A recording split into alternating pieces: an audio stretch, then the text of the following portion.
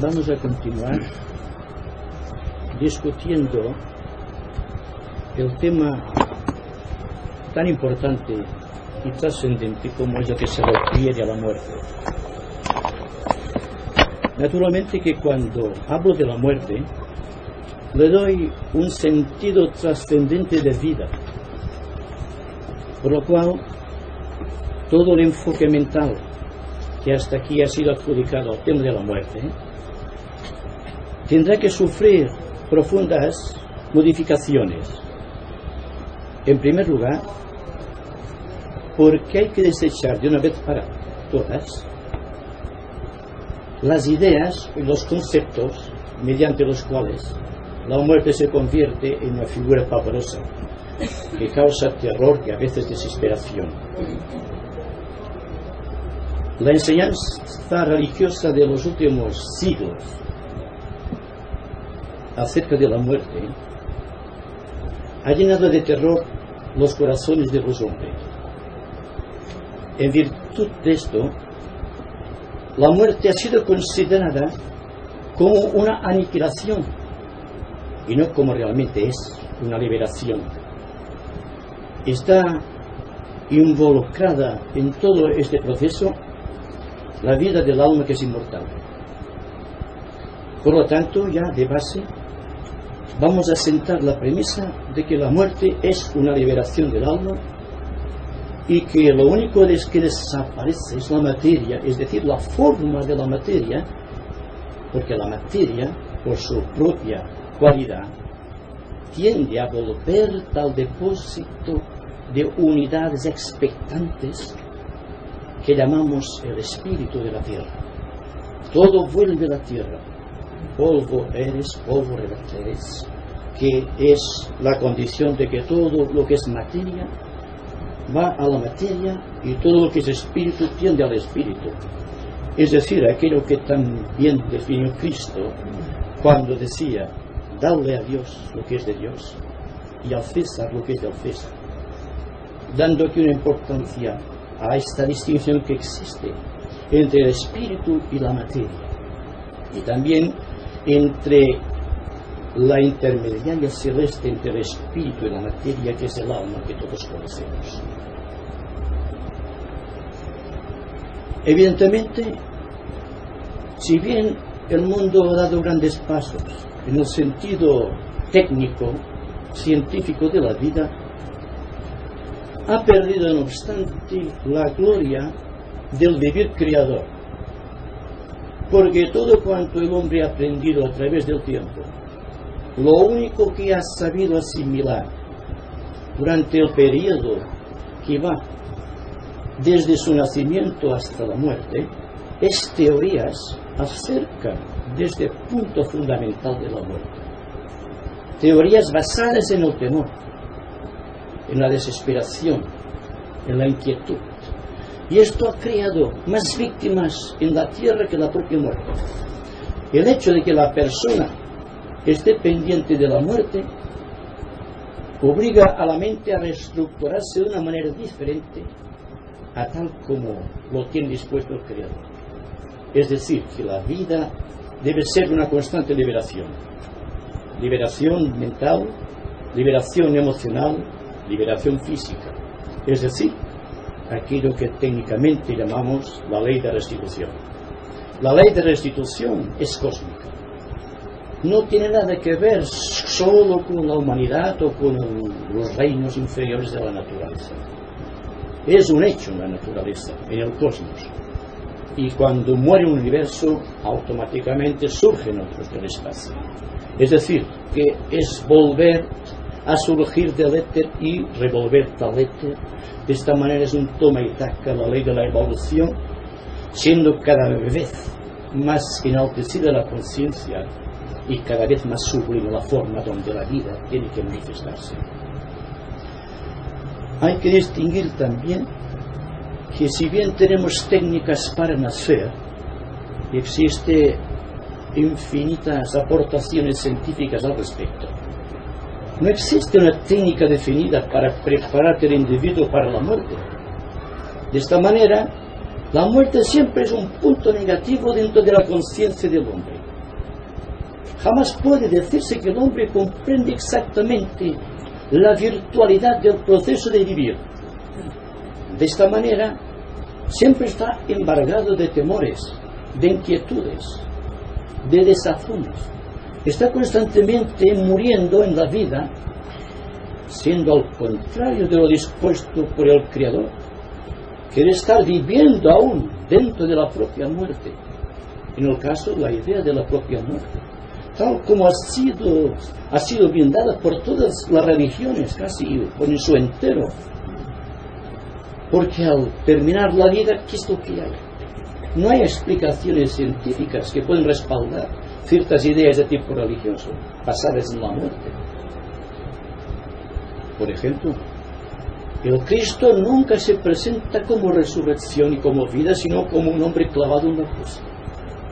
Eso demuestra que la propia religión, que tendría que hablar de vida, está hablando de muerte.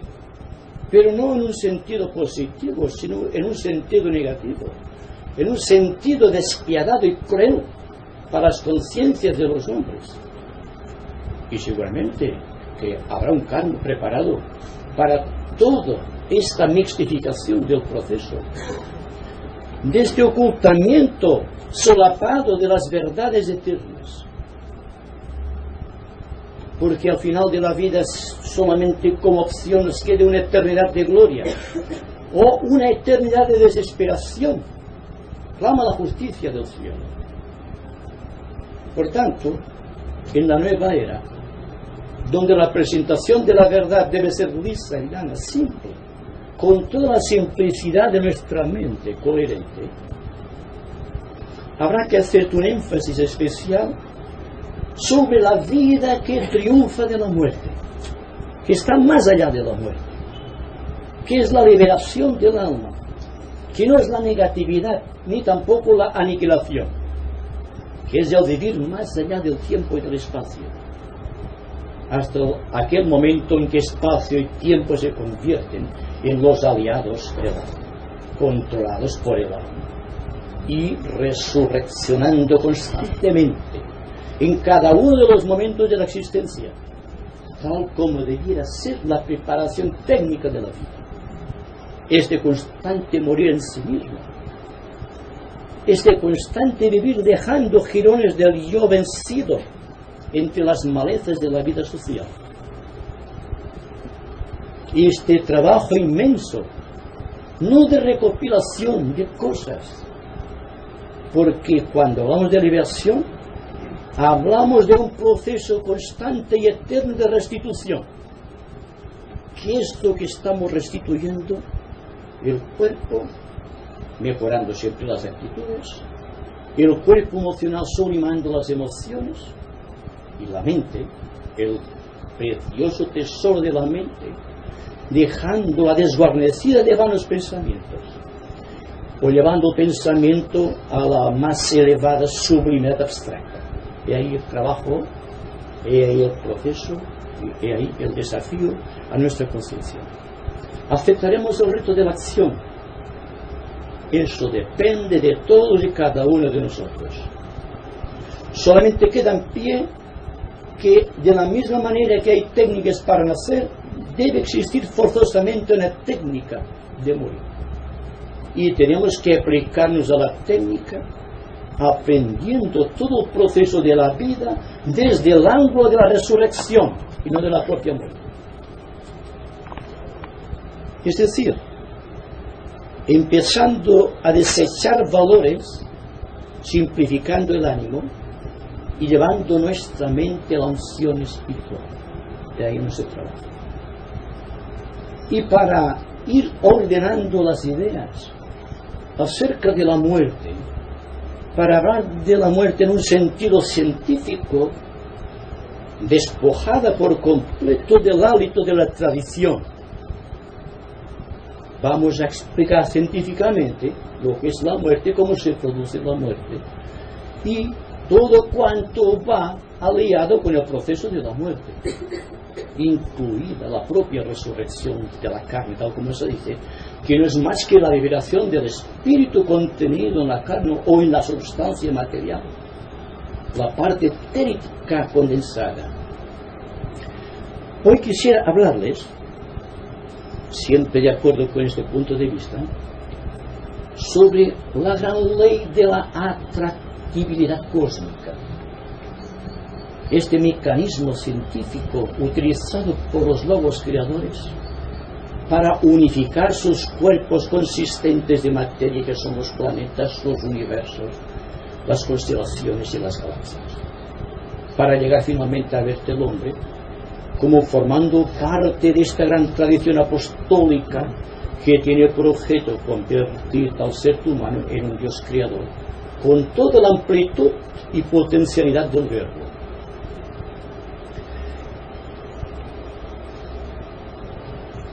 ¿Cómo se produce la muerte? Científicamente, hay tres factores, como vimos anteriormente, que colaboran estrechamente en el proceso de la muerte. Primero, el cumplimiento del karma, científicamente entendido. Segundo, la retirada de la atención del alma sobre su vehículo físico, porque ha comprendido dentro de su infinita grandeza que ya no le sirve para continuar experimentando a través de él. Y después existe la falta del deseo de vida que se apodera del alma en encarnación cuando el alma va retirando su atención de la propia alma. Entonces se nos dice ocultamente, cuando ha llegado el momento en que en un punto crítico del tiempo, llamemos kármico, se produce la integración de los tres factores antes descritos, se produce un gran sonido, el Om creador, que es el Om de resurrección, que es la voz del alma, atrayendo hacia sí el vehículo que ha tenido durante algún tiempo como expresión de su voluntad creadora. A la voz del alma, el Om, responde el Aum de los vehículos encarnados en el cuerpo etérico, como son la mente o el cuerpo mental, el cuerpo emocional y el cuerpo físico. Automáticamente que los tres vehículos integrados en el momento de la muerte responden a la voz, una corriente misteriosa recorre la línea etérica de los nadis. Ustedes saben que los nadis es la contraparte etérica del sistema nervioso, y automáticamente se produce un hecho sintomático reconocido ya por la medicina moderna, y es que las glándulas endocrinas, en virtud de esta vibración, segregan una sustancia, una hormona que va a parar a la sangre. Al llegar esta hormona en la sangre, la empieza a coagular. La coagulación lenta, pausada, de esta hormona que creo que la ciencia ya le llama con razón cadaverina, va acumulando sustancia de la sangre, convirtiéndola en cristalizada. La convierte en algo sólido, la coagula. Y en tanto que se va produciendo la coagulación, el corazón va latiendo cada vez más lentamente.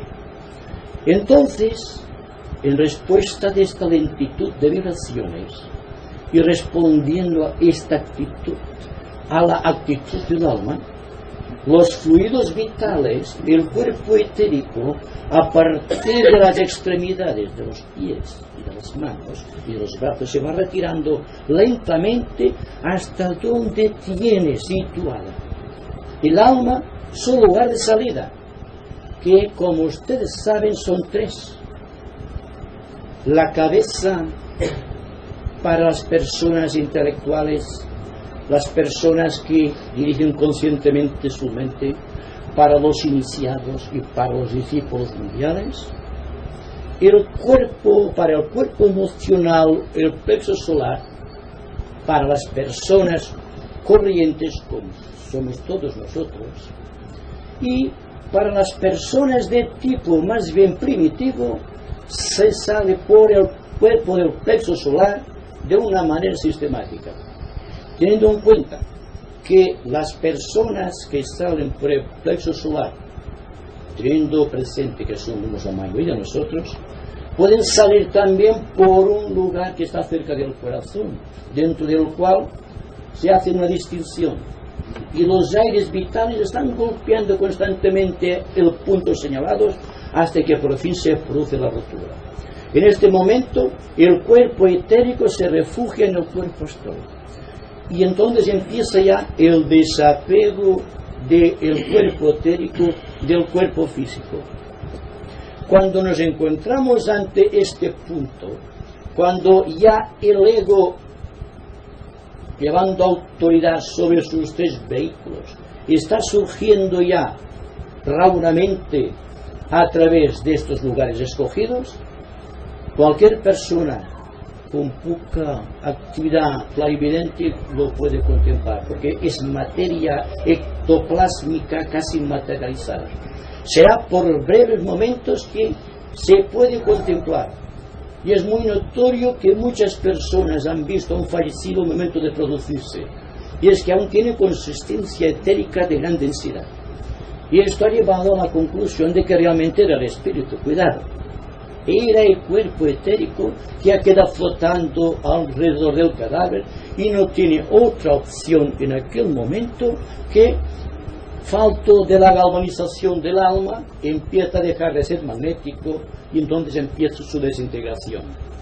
De ahí, cuanto dijimos, y lo dijimos con conocimiento de causa, de que no hay que invocar a todos los difuntos, que hay que dejarlos partir en paz, que no hay que visitar tan asiduamente los cementerios, por más que nos duela el corazón, porque estamos vivificando aquellos cuerpos etéricos que por ley de evolución tendrían que haber sido desintegrados y que están flotando por todas partes, en las casas de los deudos, en los cementerios, en los lugares donde se han cometido hechos y que la gente constantemente va a aquellos hechos vivificándolos con su presencia física y su actividad mental.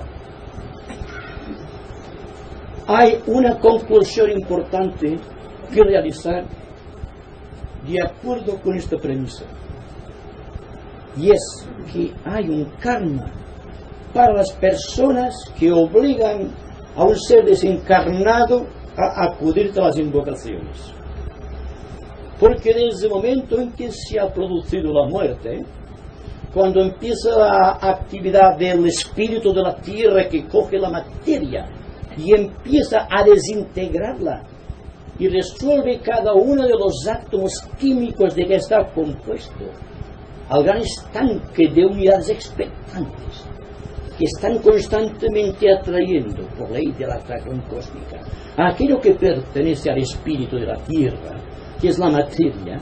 Entonces existe igual actividad en la región del espíritu, y todo cuanto es espíritu o contiene todavía una participación del espíritu, como es el cuerpo emocional y el cuerpo mental, están siendo vitalizados, pero no pueden ascender por la atracción de las invocaciones.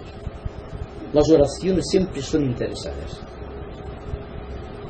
Y este interés por retener, que es egoísmo en el fondo, siempre obedece al temor que causa la muerte. ¿Y qué es lo que pasa? Y el deseo de perpetuar la conciencia de que realmente existe la muerte hace que la mayoría de gente se entreguen a la invocación de los difuntos. Quizá no para darse cuenta científicamente del hecho, sino para darse cuenta de que existe la inmortalidad. Y ahí el fallo. Debe comprenderse de una manera muy serena y expectante de que existe la vida por doquier y que el proceso de la descomposición o desintegración de un cadáver es técnicamente vida, porque hay un movimiento de retracción tremenda hacia el centro de la Tierra. Y todo esto hay que empezar a pensarlo con tiempo para que tengamos una idea científica de la muerte, no una idea tradicional basada en la aniquilación o en las penas del infierno o en las glorias del cielo. hay que empezar a pensar por nosotros mismos, más allá de la tradición, lo cual significa que tendremos que simplificar mucho nuestra mente, nuestro ánimo, nuestra conducta. Pues una de las premisas para que podamos obtener la liberación es la simplificación.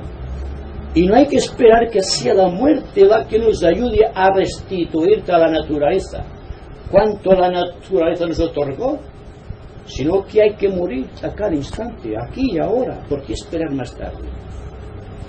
Lo cual significa que tendremos que estar muy atentos a los demás y muy poco sobre nosotros mismos.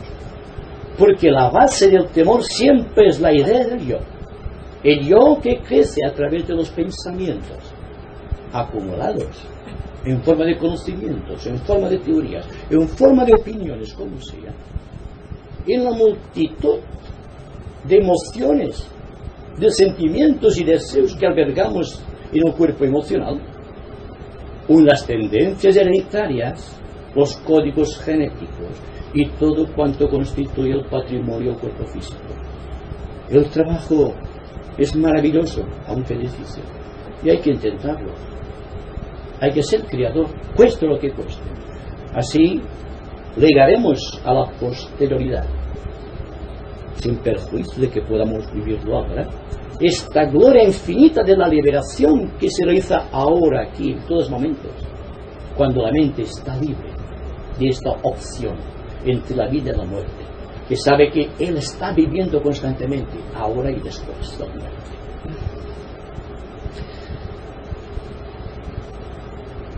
La ley del espíritu y la ley de la materia. Cuando existe la muerte, existe una atractividad entre los tres cuerpos hacia el alma, el cuerpo etérico me refiero, el cuerpo emocional y el cuerpo físico, hacia una sensación de poder que puede durar mucho tiempo, pero que da como resultado que el espíritu de la tierra, que está celoso de su conquista, quiere retener el espíritu de atracción que tiende hacia el alma para que vuelva a la tierra. Y cuando existe la lucha entre esta fuerza constituida por el espíritu de la tierra, o tal como esotéricamente se dice, el elemental físico, se produce el tirón, el desgarro, la aniquilación aparente del ser que está en el centro. En este caso es el cuerpo etérico. Por su ley va hacia las esferas cuatridimensionales del cuerpo astral. Pero el espíritu de la tierra está clamando constantemente porque está viviendo del aspecto sólido, líquido y gaseoso, digamos, de la creación. Es una materia compacta, es una materia condensada a través de siglos y naturalmente tiene una conciencia propia. Y esta conciencia propia, esta forma que ha estructurado, se resiste a desintegrarse. Y es por tal motivo que está atrayendo constantemente la atención del alma a través del cuerpo etérico, el cual, por su naturaleza etérea, está creado por los cuatro éteres que componen el cuaternario superior del plano físico.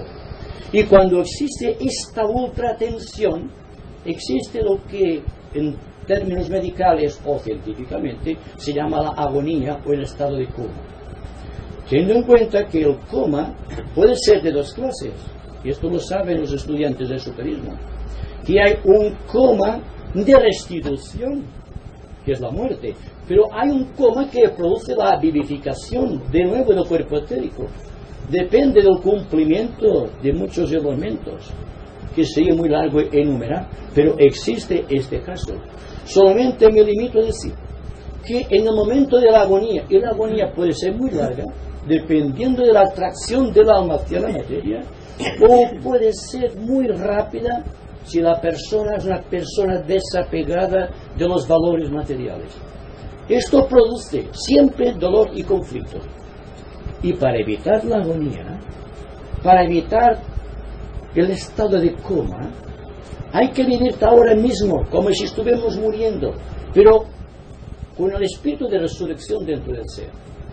Este proceso será cada vez mejor comprendido a medida que nosotros, llevando adelante no la antorcha de la fe, sino el convencimiento vivo de los valores inmortales, empecemos a dejar ahora ya aquello que es del César para el César y aquello que es de Dios para Dios. Lo cual significa que no habrá tensión entre el espíritu y la materia, que no habrá tensión entre el aspecto superior y el inferior, y que por lo tanto el momento de la muerte nos cogerá prevenidos, constantemente preparados. Esto es uno de los mejores y más prácticos conocimientos que pueden ser impartidos en el aspecto esotérico. Hablamos mucho de los maestros, de la jerarquía, de las galaxias, y sí hay visitas extraterrestres, y nos preocupamos muy poco del acto social de la muerte. Porque en el acto social de la muerte existe un dolor de conjunto. Ya no es la desesperación de la persona que se va porque ha cumplido su deuda kármica, sino que son las lamentaciones de todas aquellas personas que están en contacto, que la han querido, que la han amado, que se sienten desconsolados porque se va para siempre una persona querida. Digo social, porque todo el mundo sufre. Naturalmente tardaremos muchos siglos en no sufrir cuando se produce la muerte de una persona allegada. Nos queda una sensación de plenitud, pero esta implenitud, analizada esotéricamente, es liberación. Podemos analizar esta idea con detención y ver hasta qué punto la desesperación ante una muerte que es una liberación puede producir repercusiones sociales a nuestro alrededor, puede contribuir a aumentar el malestar del mundo. Es decir, que la serenidad, el silencio, la ratificación en las altas verdades del espíritu, el poder de la unción espiritual, la capacidad de servirte a los demás, lo cual es ausencia de la propia idea del yo, y la vida completa en armonía con el cosmos, que es la naturaleza manifestada, puede evidentemente ayudarnos en el proceso, teniendo en cuenta que tenemos en nuestras manos todo cuanto precisamos para la liberación. Es decir, todo lo tenemos ya. Solamente nos falta conquistar la capacidad de recibir. ¿Y cómo se conquista esta capacidad? Trabajando, laborando, sirviendo. Bien, una de las cosas interesantes, que quizá no forme parte muy integrante del proceso de la muerte, pero que sí, que puede ilustrarnos mucho en el sentido de la liberación, y cómo se produce la liberación, y cómo se producen las iniciaciones, es el misterio contenido en el átomo de hidrógeno. Ustedes ven aquí, esto quiere significar un átomo de hidrógeno. Todas las personas que han estudiado química, siquiera elemental, saben que la unidad de medida en química es el átomo de hidrógeno, y que todos los demás átomos son agregados de átomos de hidrógeno. Por ejemplo, el helio tiene 2 átomos de hidrógeno, y el uranio tiene 92 átomos de hidrógeno, y el laurencio tiene 103. Pero significa esto que a mayor contenido de fuerza protónica y electrónica, mayor será la resistencia a las leyes del alma, y más en atractividad al espíritu de la Tierra. Entonces, hay en el átomo de hidrógeno un secreto que esotéricamente ha sido reconocido siempre y cuando se utilice la visión causal. No simplemente un radiomicroscopio como son los utilizados para descubrir el secreto de cualquier tipo de átomo, ni cualquier aparato científico, por sofisticado que esté, nos puede dar la relación de esos triángulos de fuerza. Vean ustedes que hay 6 triángulos de fuerza. Estos triángulos llevan lo que esotéricamente llamamos el átomo utérrimo, es decir, aquello que en sánscrito para los entendidos se llama anus. Los anus no son visibles a no ser que la persona posea clarividencia mental. Es decir, que el secreto de los 18 unidades que tiene el átomo, que nos da el 9, que es el 9 de la creación, que es el 9 de la iniciación, también debe darnos el punto crítico de paso entre las energías del espíritu de la tierra y el espíritu contenido en el cuerpo etérico en el momento no solamente de la muerte, sino de la propia vida. Porque el proceso es este. Teniendo en cuenta que cuanto vemos allí, por ejemplo, es lo mismo, sino puesto esquemáticamente. Ustedes saben que nuestro sistema solar tiene 7 planos. Cada uno de estos 7 planos está subdividido en 7 subplanos, cada uno de los cuales va de más a menos o de menos a más, según que venga del espíritu descendiendo y según ascienda de la materia.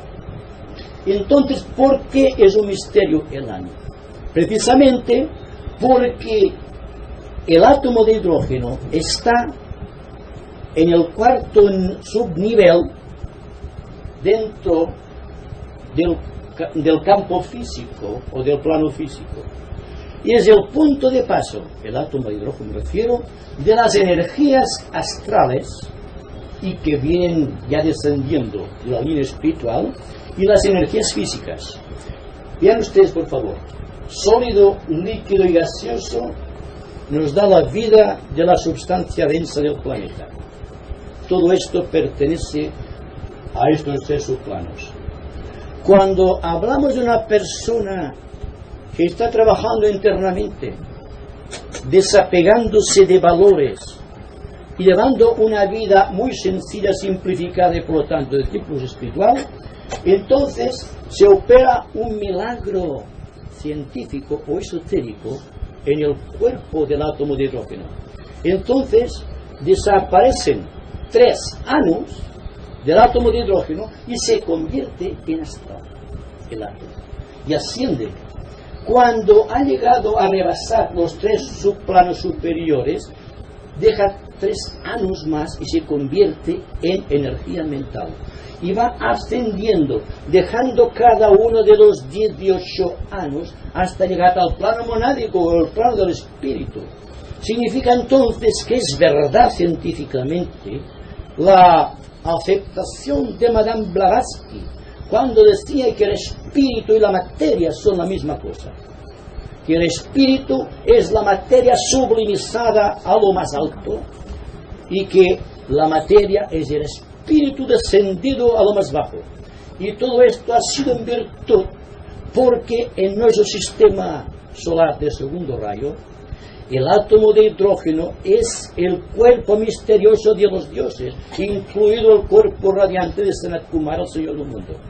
De ahí que existe un misterio en el átomo de hidrógeno, en el sentido de que lleva 18 energías que se pueden solidificar hasta lo más bajo y que se pueden sublimizar hasta lo más elevado, llegando a un momento en que el hombre realmente puede decir: yo soy Dios, porque domina el átomo de hidrógeno.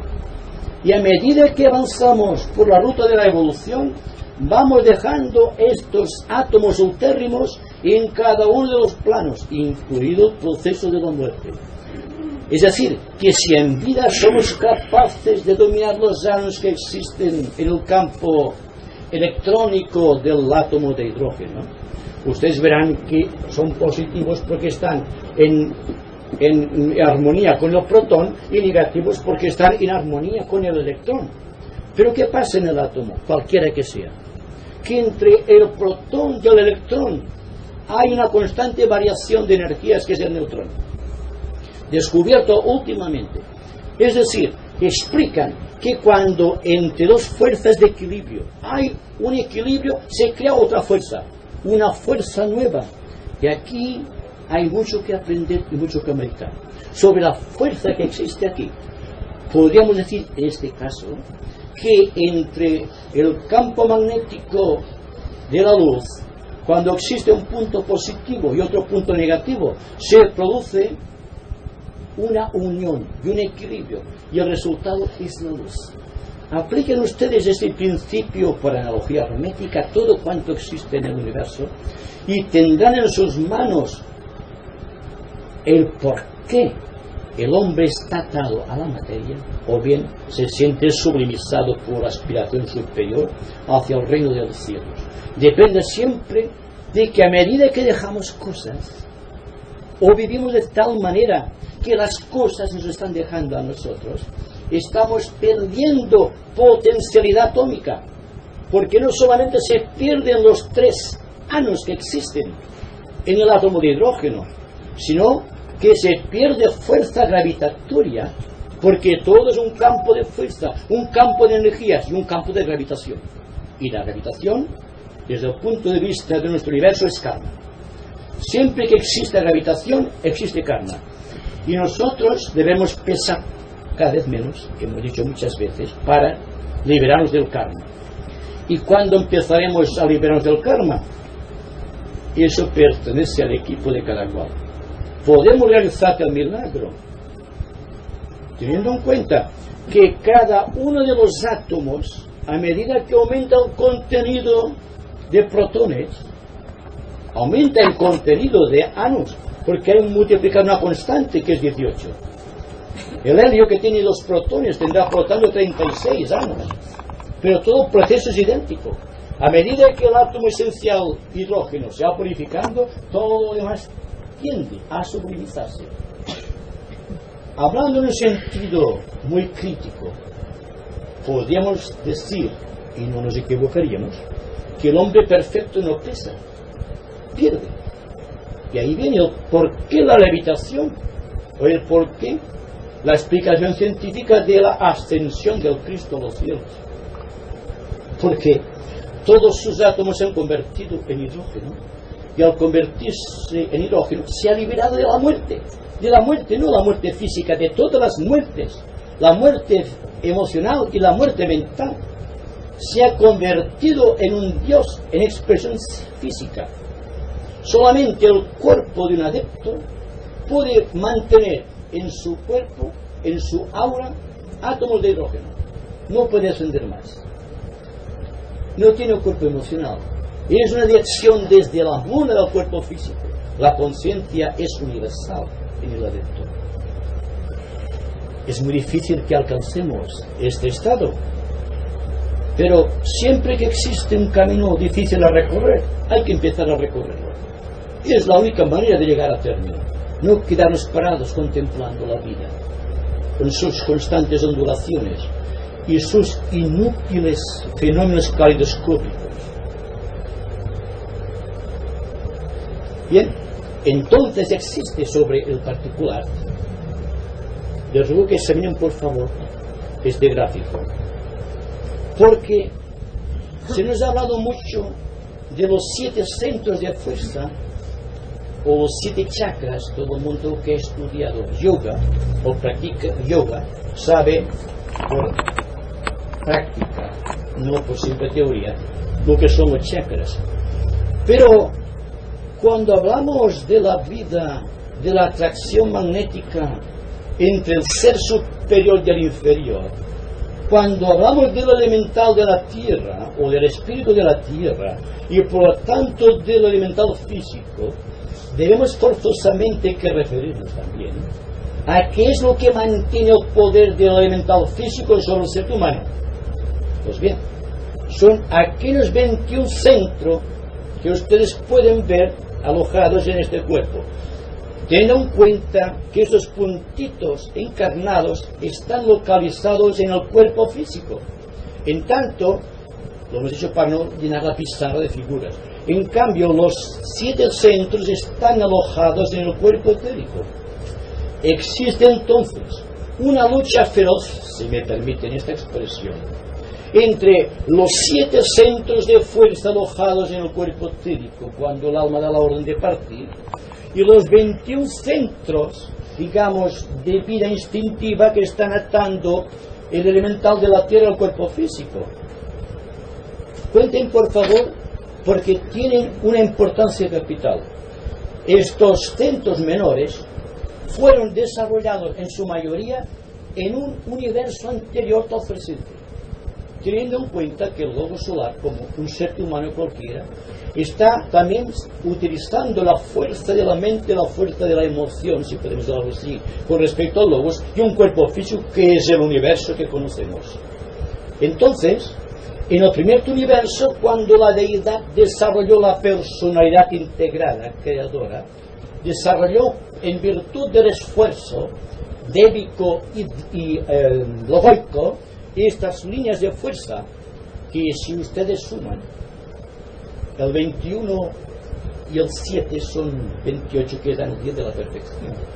Pero lo interesante es la comunicación que tenemos, porque, por ejemplo, hay una línea misteriosa de fuerza, porque el pasado, si bien se ha perdido en las sinuosidades o en las oquedades de la mente del Creador, pueden ser vitalizados por los seres humanos que se encuentran en parecidas condiciones que cuando se manifestó aquel primer universo, cuando la persona tenía que desarrollar la vista para tener los ojos, porque es la función la que va creando el órgano, y no el órgano la función.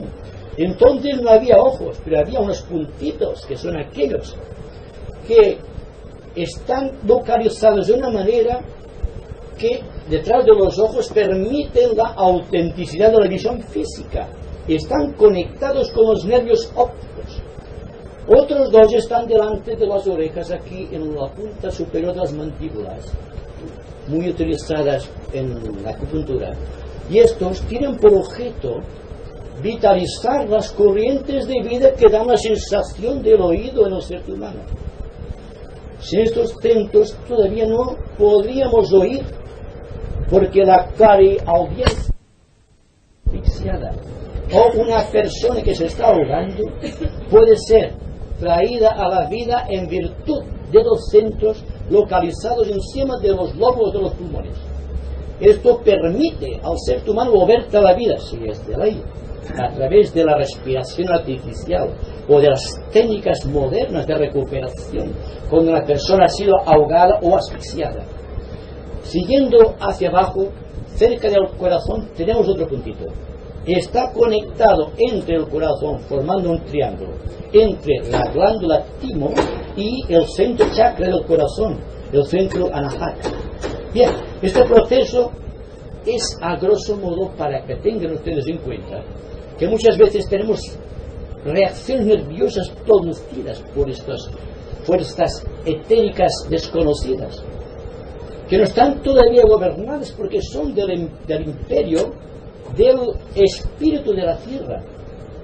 Siguiendo hacia abajo, tenemos lo que podríamos denominar un triángulo visceral, un pequeño triángulo localizado, uno en el plexo solar o en sus inmediaciones, otro está situado en el vaso, en el cuerpo, en el lago solar, en el hígado y otro en el estómago, por favor. Siguiendo hacia más abajo, hay dos que pertenecen al vaso. Estos dos del vaso, junto con el centro sacro, constituyen un triángulo que permite la entrada en el cuerpo de las energías etéricas, de prana. Aquello que técnicamente llamamos prana viene localizado siempre a través del vaso. Y siguiendo hacia abajo, hay dos centros en la línea de las gónadas o de los órganos genitales. Constituye un triángulo de fuerza conectado con el centro Muladhara. Este triángulo de fuerza es muy interesante desde el ángulo esotérico, porque una vez trascendido la corriente de vida pasa al centro anahata del corazón, ya puede surgir lentamente hacia el centro sahasrara. Hay entonces dos en cada mano, uno en cada mano, en las palmas, otro en los pies, cuya función explicaremos, y uno detrás de las rodillas, en la flexión. Dense cuenta que estos, ven ustedes unas líneas de fuerza que ascienden de la tierra. El misterio de Kundalini no es sino la relación que existe entre el fuego central del planeta, donde está el globo de fuego de Kundalini, extendiéndose en ondas concéntricas hacia la superficie y vivificando todos los aspectos geológicos del planeta, y el centro moradar ascendiendo por los agujeros que hay internamente, que no vemos nosotros, cualificados por los que están en las plantas de los pies. Entonces Ida ya empieza a diferenciarse de Pingala y se acentúa su presión a través de los centros de las rodillas hasta llegar a Kundalini. Este proceso, para que vean la estructuración mágica del hombre que llamamos el hombre físico, el que nos da tormento, el que produce la agonía y el estado de coma, porque se resiste a perder esta hora absoluta de la naturaleza, porque ha estado siempre constantemente con estas fuerzas y no puede llegar a percibir otra cosa que no es la propia materia física. Entonces el proceso es tan elevado, tan sublime desde el ángulo esotérico, que viendo un cuerpo humano con sus centros radiantes da la impresión de un Dios, y realmente es un Dios. Lo que pasa que nos gobiernan los sentidos en lugar de que seamos nosotros los que los gobernamos ahí. Es decir, que existe el poder del elemental físico con sus 21 centros menores, que son útiles en tanto que tengamos cuerpo físico. Pero en el momento en que se produce la ruptura del hilo plateado, es decir, del subtalma, entonces existe un tirón violento si va el cuerpo etérico con sus 6 centros que se alojan en el cuerpo astral, y el elemental físico perdiera su capacidad de atracción del cuerpo etérico que vivificaba los 21 centros menores, se empieza a descomponer y entonces se produce la desintegración de la substancia. La vida empieza en otra dimensión, pero es todavía vida, no existe la muerte en este caso. Existe una fusión, una constante aplicación de las leyes de atractividad, ya del espíritu hacia el alma a través del cuerpo etérico, que se desintegra pero libera el cuerpo emocional y el cuerpo mental, y por el otro lado el espíritu de la tierra que recoge la forma y se apropia de lo que es de la propia tierra, que es la materia. Se desintegra la forma deja de ser, pero la materia continúa, por lo tanto no existe muerte en ningún caso.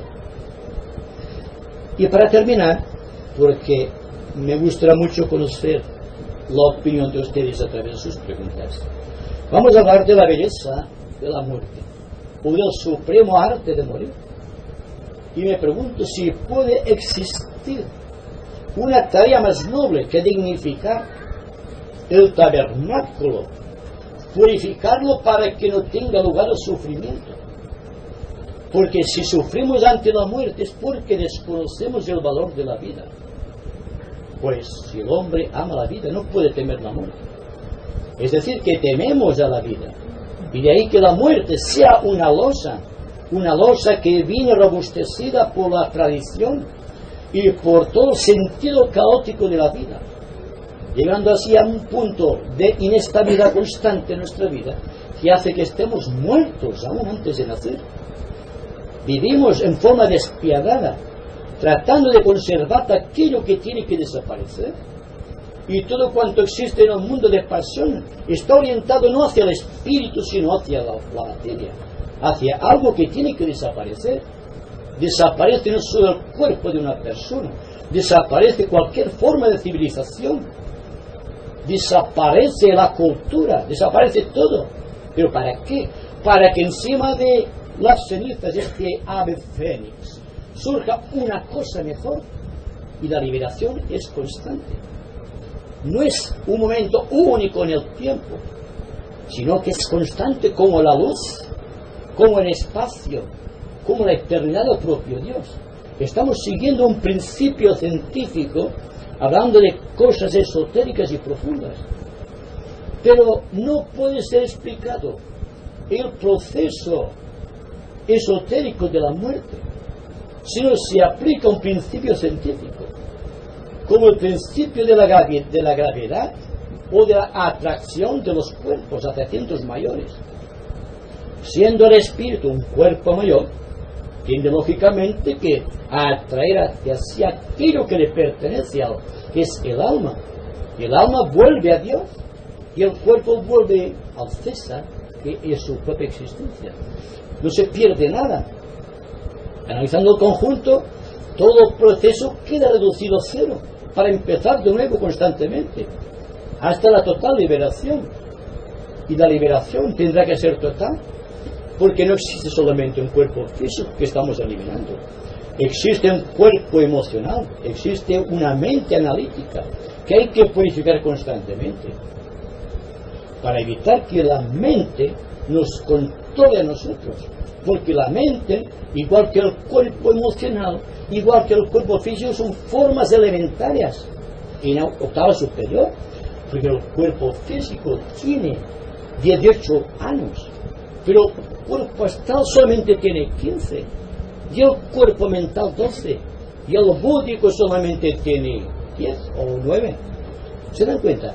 El proceso siempre se puede medir de una manera científica, pero podemos aplicarnos científicamente a la tarea de la liberación. Habrá que añadirle un toque místico, un toque agradable, habido cuenta que la ciencia aparentemente carece de corazón. Yo digo que la ciencia carece de corazón porque el hombre no ama todavía a sus hermanos. Es decir, se deja guiar por sus instintos, por sus apetencias, pero no está interesado en modo alguno en ayudar a sus hermanos. Está pensando constantemente en sí, y naturalmente al pensar de esta manera está fomentando el temor por la muerte, porque va creciendo, y cuando ha crecido en posesiones físicas, mentales y emocionales, hasta cierto punto surge el temor para dejarlo. Y esto es el temor que siente la mayoría de personas, porque si amo intensamente a una persona de una manera egoísta, naturalmente que querré retenerla ante la liberación que presupone la muerte, y para mí será muy duro renunciar a aquella persona, ¿verdad?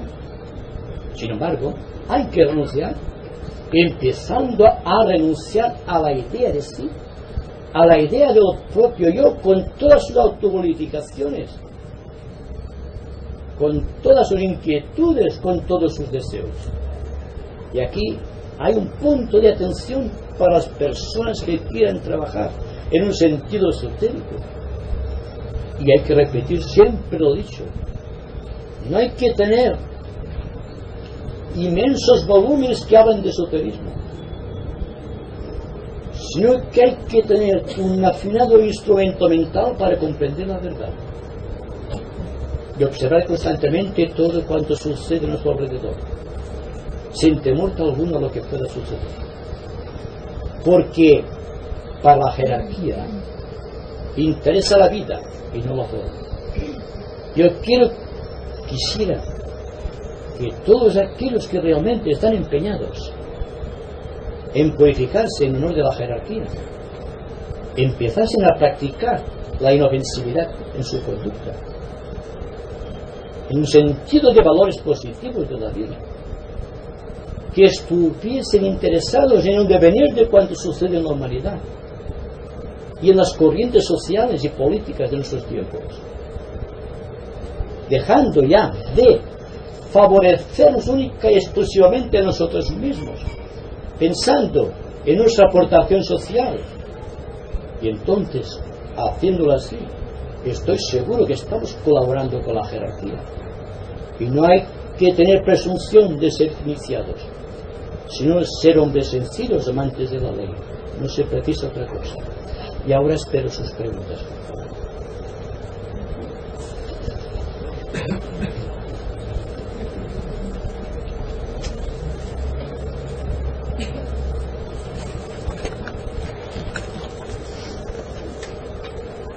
He oído decir que una vez muerto, el cuerpo si es incinerado, es mejor que se ocurra, vamos a decir.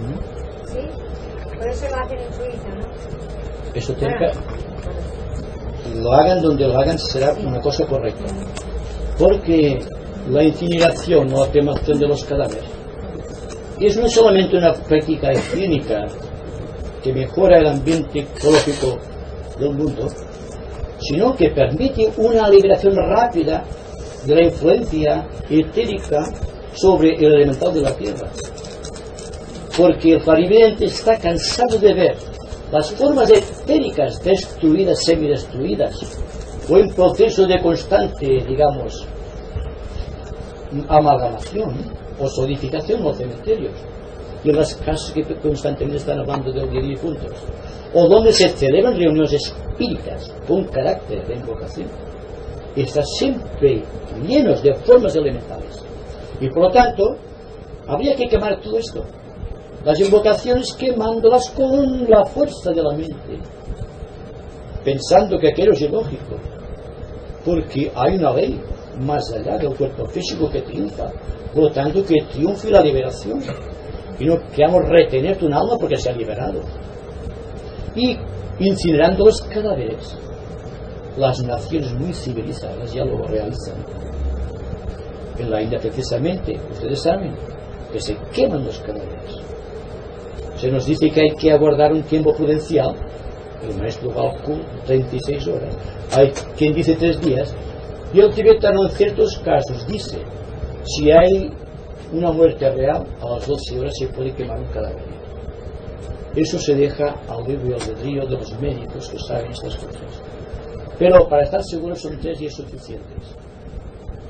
Entonces, esto permite una liberación rápida del cuerpo emocional, una purificación del ambiente, pues no saben ustedes la contaminación que se crea dentro y en los alrededores de un cementerio. Dentro de las grandes ciudades es un foco de infecciones, algunas de ellas incurables, porque no solamente hay esta fuerza, digamos, psíquica, sino que hay la fuerza, digamos, física, que está circundando los alrededores. Y la persona respira, la persona come, y todo esto va a parar su organismo. Es decir, que cuando muere un animal habría que quemarlo. Cuando muere la persona, el cuerpo físico habría también que incinerarlo. Y esperemos que los gobernantes se den cuenta, una vez más, de la necesidad de que los cuerpos tengan que quemarse para liberar de contaminación los ambientes, si no otra cosa superior. Y para los esotéricos o las personas de rectas intenciones, pensando en la liberación del alma que está atada al cuerpo que se está descomponiendo a través del cuerpo etérico y que es vivificado con las frecuentes visitas de los cementerios. Parece duro, ¿verdad? Es la realidad esotérica. Y no hay peor castigo, siendo una gran virtud, el tener vista etérica y vista astral, por lo que se ve, por lo que podría ser remediado, y que no se remedia desdichadamente. Yo creo que será un poco difícil poderlo lograr porque hay muchos intereses creados. Ya, pero hay mucha gente empleada que saca mucho negocio de todo esto y me parece que será un poco difícil de obtenerlo. No digo que con el tiempo sí se pueda llegar, pero de momento ponen muchos inconvenientes. Yo creo que sería lo mejor. Yo creo que habría que recurrir, por ejemplo, a unas elecciones. Ah, eso también. En un país democrático se puede decir que la mayoría de las personas, o las personas que quisieran ser incineradas en su testamento, que lo cumplan. Sí, yo creo que sí. Entonces es una ley de la naturaleza que hay que cumplir. Ahora bien, las personas están supeditadas a los ambientes sociales. La mayoría piensan, si habré muerto completamente cuando empiezan a quemarme.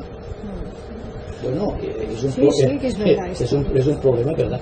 Pero, de todas maneras, si se quema una persona en estado cataléptico no sufrirá, porque está separado casi del cuerpo físico.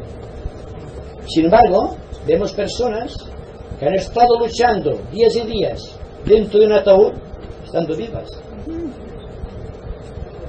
Aún en el caso de que no estuviese muerta la persona, no se da cuenta y se siente liberada. Por lo tanto, en uno u otro caso, la incineración yo creo que es el método más correcto de enterrar a las personas, de disolver sus elementos, que vaya cada cual, los átomos de hidrógeno con los átomos de hidrógeno, y los átomos astrales con los astrales, y los físicos densos con los densos, y así se acabó todo. Porque todo se resuelve en energía. Un átomo solamente fuese esto que está muchos trillones de veces aumentado. Si todo fuese esto, sería muy fácil la vida. No obstante, se trata de que esto no es solamente físico, es energía constante. Por lo tanto, se pierde la forma de un átomo, pero se reagrupan otra vez, constituyendo vórtices de energía. Y eso es lo que interesa. Por lo tanto, no se pierde nada. Y naturalmente, si se hace presión para la incineración, y todos estamos de acuerdo en que realmente la incineración es necesaria para purificar el ambiente y para restablecer la armonía del alma, se puede lograr. El esfuerzo humano siempre ha llevado a cabo las grandes cosas de la vida. Y esta es una de ellas. Y no debe llegarse al final de este siglo que en todas las partes de la tierra no se practique la incineración de los cadáveres. Es un deseo muy sincero de parte mía. Quisiera preguntar una cosa. Es muy lógico y muy sensato todo lo que explicado sobre la incineración, sobre volver a la tierra y tal. Tengo una duda. Por ejemplo, ha habido grandes santos por sus obras, famosos por lo que realizaron, otros yogues, por ejemplo, que al cabo de un tiempo de estar muertos, se los han enterrado, se les ha encontrado que su materia plástica está igual, no ha sufrido corrupción. Entonces, este volver a la tierra es que en estos casos de transición, ¿cómo nos los dice? No, bueno, en el caso de un yogi que se entierra durante X tiempo, No, la muerte real. la muerte real, Muerte real. para volver a entrar entonces en el cuerpo. Que por una casualidad, como muerto en un país occidental, lo han enterrado. Y después han hecho un traslado de cadáver y se han encontrado que estaba Como si fuese vivo. Eso es entero. Bueno, eso es que esta materia está integrada de átomos todavía que no están descompuestos. Quizá ha tomado durante vida, que eso lo suelen hacer los yogis, alguna sustancia alucinógena. Bueno, usted dirá que no. Usted dirá que no. Yo digo que hay quien se droga para estar durante cierto tiempo en el lugar elegido. Yo sé de un yogi que ha estado 60 días, pero me confesó, porque lo he conocido, que se tomaba una droga que mantenía en suspensión el cuerpo etérico, pero no se moría. Pero cuando se habla de una persona que queda su cuerpo plástico, como usted dice, o su materia física, es porque hay alguna sustancia que va reproduciendo las células, pero no hay vida. Es una vida vegetativa por completo, o quizá existen aires vitales que recoge por algún centro de estos, que no está todavía muerto, y puede estar durante mucho tiempo. Si la persona ha sido una persona muy impura, lo cual significa que los orificios han estado completamente abiertos, que puede continuar fluyendo una especie de energía de la tierra, no digo del cielo, que mantiene el cadáver de esta manera, como el caso de las momias. En el caso de las momias pueden perdurar durante miles y miles de años, como lo prueban las momias de Egipto. Pero aquí no hay ningún secreto. Las momias llevaban unos sortilegios mágicos que tenían por objeto abrir en vida ya estos agujeritos que tenemos aquí completamente. Singularmente los de las manos de los pies, que son los que clavaron a Cristo, son simbólicos también. Uno porque sirve para curación y el otro para penetrar Kundalini. Entonces, si este está todavía abierto, Kundalini va penetrando. Significa que hay una vida de la tierra todavía dando vueltas.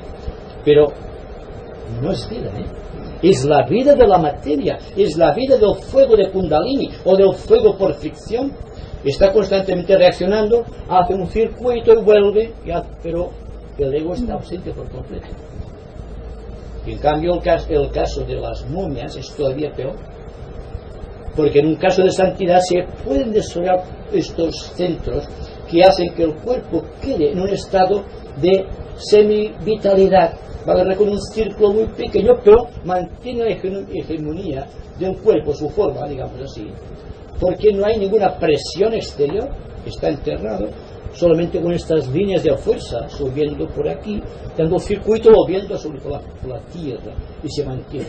Pero cuando se trata de una momia, por ejemplo, de Egipto, enterrada hace miles de años, no solamente se le embalsama, sino que a cada vuelta de la venda se hace un mantra.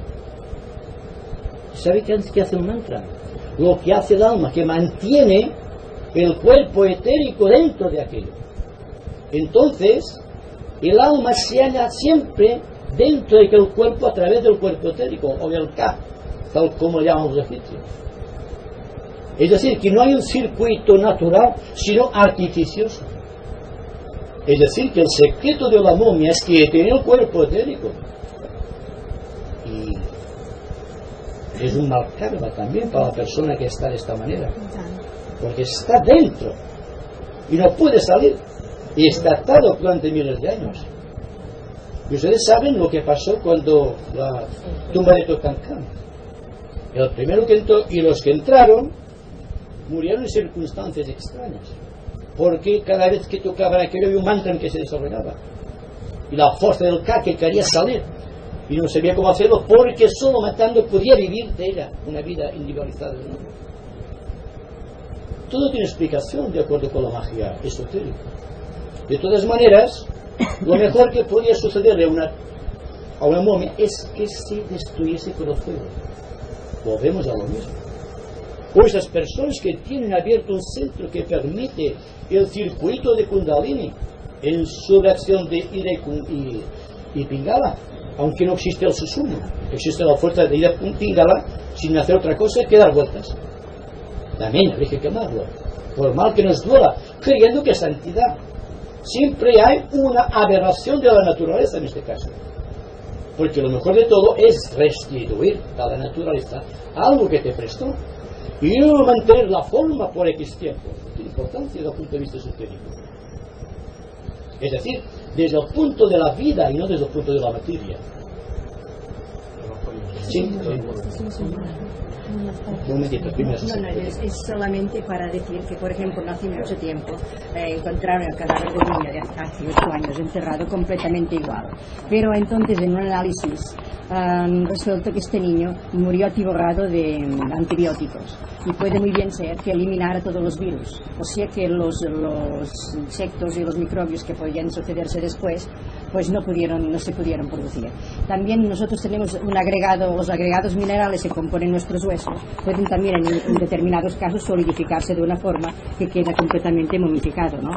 En este caso también pueden producirse estos casos, pero también si por ejemplo los antibióticos pueden producir que luego no existen microbios que vayan eliminando el cuerpo, también puede ser que en una agonía se produzca una sustancia en el individuo que pueda hacer las veces de antibiótico, por ejemplo. O sea que pueden producirse muchos casos que son completamente naturales y pueden conservar también el cuerpo, ¿no? Pero sí. Y hablaba antes de drogas. Un antibiótico es una droga. Pero ¿qué hace aquí? Aquí la droga tiene una virtud de propagarse por sí misma. Es decir, que lo que hace Kundalini de una manera, digamos, artificial, también lo realiza el antibiótico. Porque los antibióticos son compuestos por minerales radioactivos.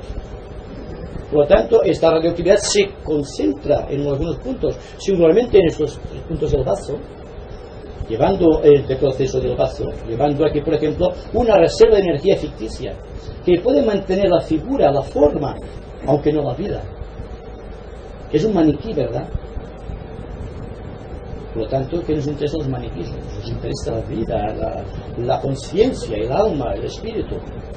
Por lo tanto, todos los casos estos son casos que claman al fuego. Y lo siento para las personas que tengan un caso de estos. Pero hablo de un punto de vista esotérico, muy impersonal. Lo haría a mí mismo, cualquier persona muy allegada, en este caso. Me gustaría que me explicara qué se diferencia la persona que se siente Dios con la que por evolución ha llegado a considerarse Dios. Hombre. O sea, la que tiene un problema psicológico y la que no tiene. Bueno, escuche un momento. La mayoría nos sentimos dioses. Desdichadamente, la persona se siente Dios. Es como del dicho al hecho hay un buen trecho. El hecho de que me sienta Dios a ser Dios, hay una diferencia tremenda. La persona se siente Dios, primero, porque no comprende a Dios. Entonces viene en él el complejo mesiánico. Y hay personas que están dando consejos cuando tenían que aconsejarse ellos mismos. La persona tiene un sentido de autoglorificación tan grande que se cree que Dios es poco para él. Entonces siente un poco Dios en su hogar, Dios en su trabajo, Dios en su lo que sea. Y este Dios tan ficticio es el becerro de oro. Se adora a sí mismo en oposición a la adoración al ser único, pero no en Dios, que es una cosa completamente abstracta, sino en el amor de sus hermanos. Pero claro, decimos, amar a los demás, claro, esto es poca cosa para un Dios.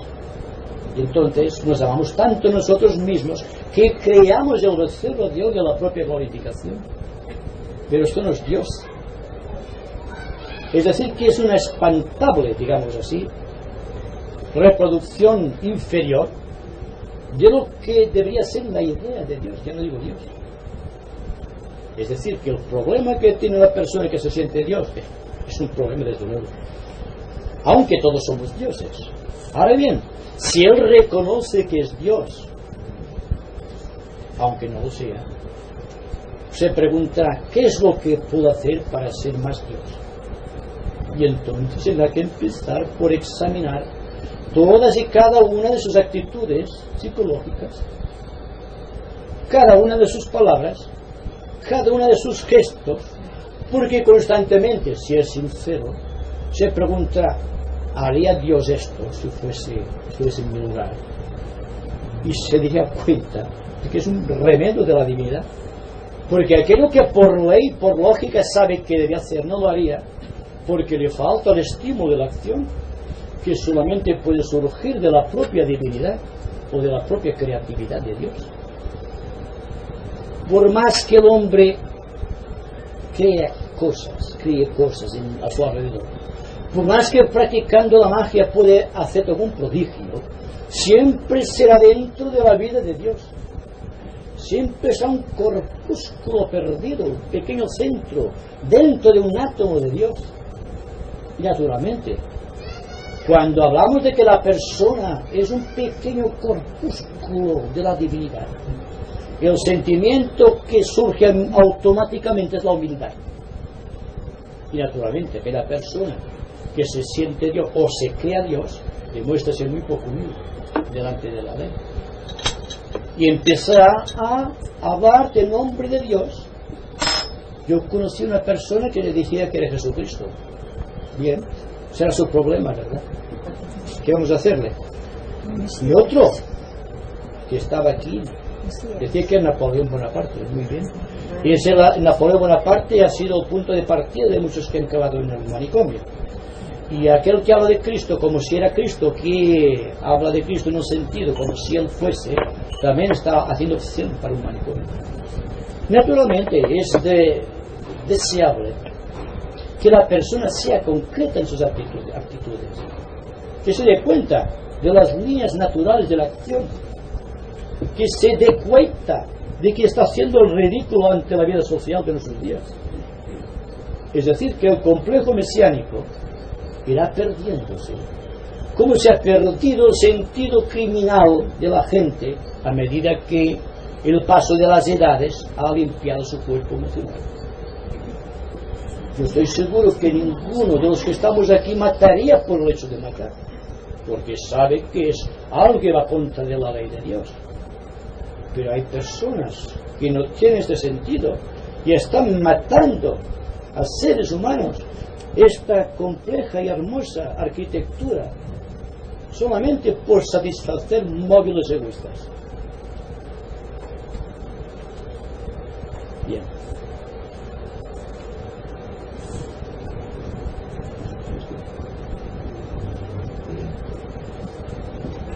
Quería preguntarte sobre la muerte, si realmente cuando muere una persona habiendo restituido o en trance de suplir completamente al exceso de lo que es la tierra, si entonces lo que se hace es una transformación de la materia y no queda nada, o qué es lo que pasa.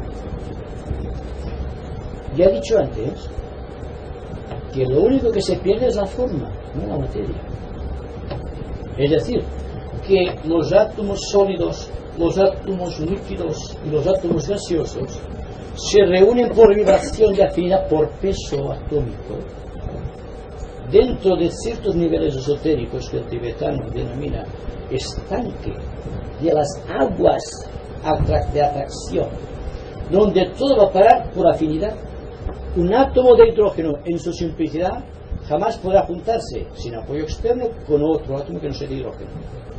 Y lo mismo ocurre con la plata, con el oro, con el oxígeno, con toda clase de elementos químicos. Porque siempre hay una ley que es la ley idéntica a la que nos mantiene reunidos aquí. ¿Se dan cuenta que ahora estamos componiendo entre todos un gigantesco protón de energía? Porque no estamos en otra parte, estamos aquí por ley de afinidad.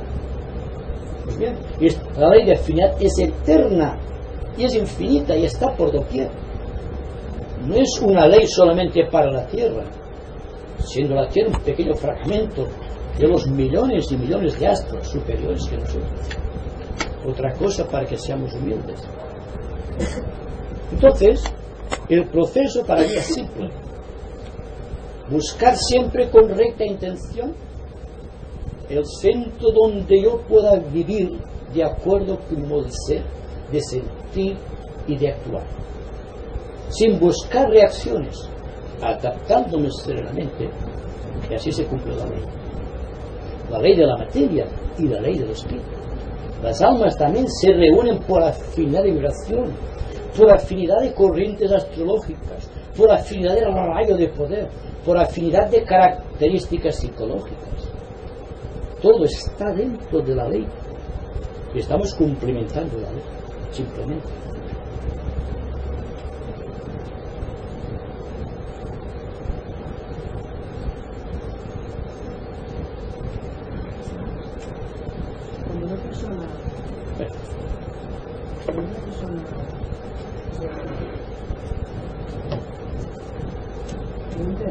Cuando una persona siente que se va a desvanecer, un sentimiento de que va a morir, tiene miedo, entonces empiezan a venir imágenes, sonidos de lo que ha pasado desde pequeño hasta ese momento. Pero luego simplemente es un desmayo y que no se realidad.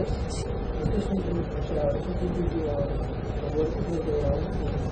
Bien, existe lo que llamamos antes la ley de restitución y la ley de liberación.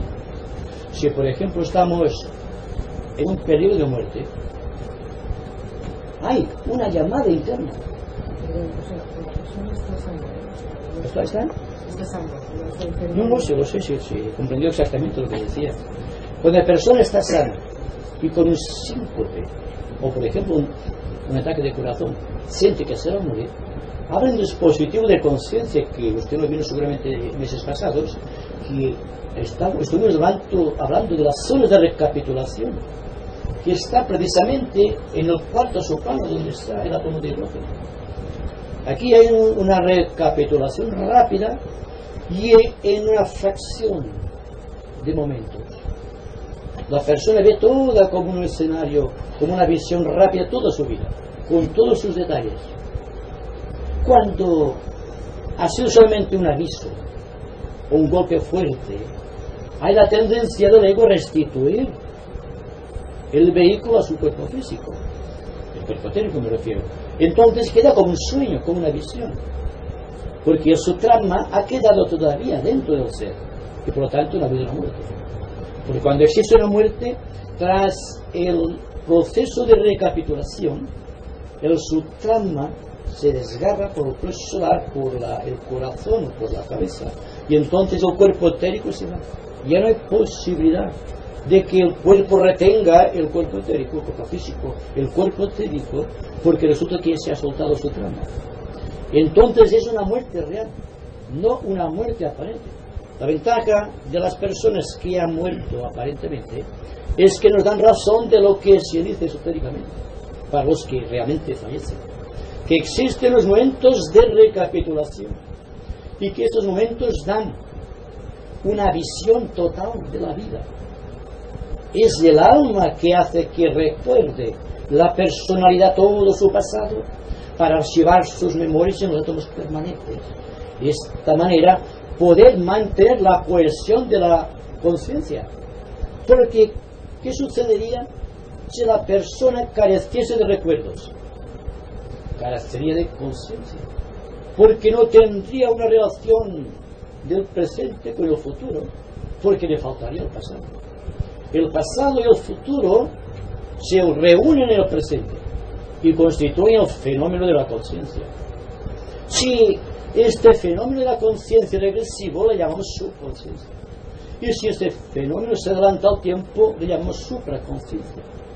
Pero lo que interesa es vivir constantemente en presente, porque el presente abarca en sí todo el pasado y también las gloriosas avenidas del futuro.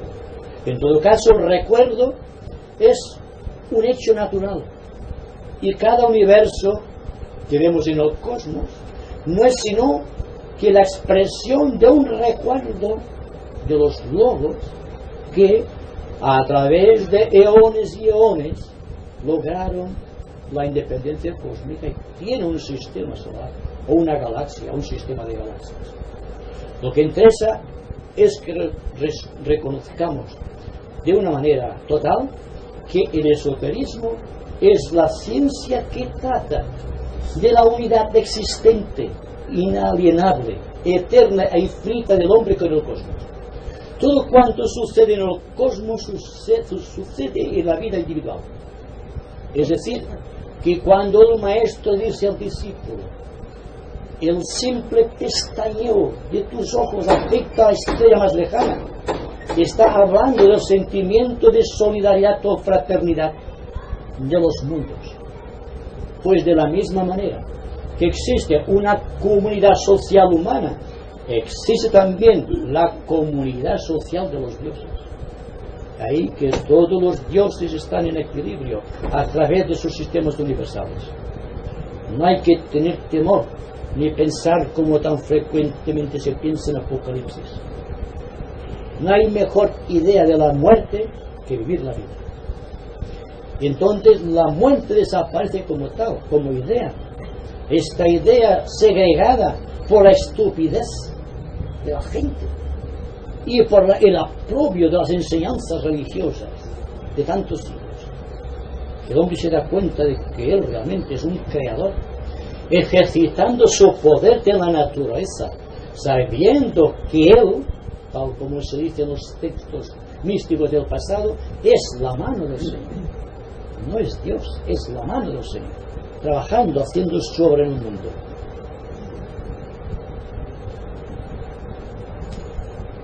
Yo quería hacer una pregunta. Si una persona cuando pasa a un túnel velocidad luz, entonces eso también es la muerte. ¿Qué entiende? Pasa un túnel negro y al final un agujerito blanco. Bueno, eso no da la idea de la velocidad de la luz. Bueno, yo no Es una sé. idea, es una simple idea, una no. visión que se ha tenido. A mí me operaron y yo me vi dentro de un túnel. Sí, naturalmente. Y usted se proyectaba a través del sutrama.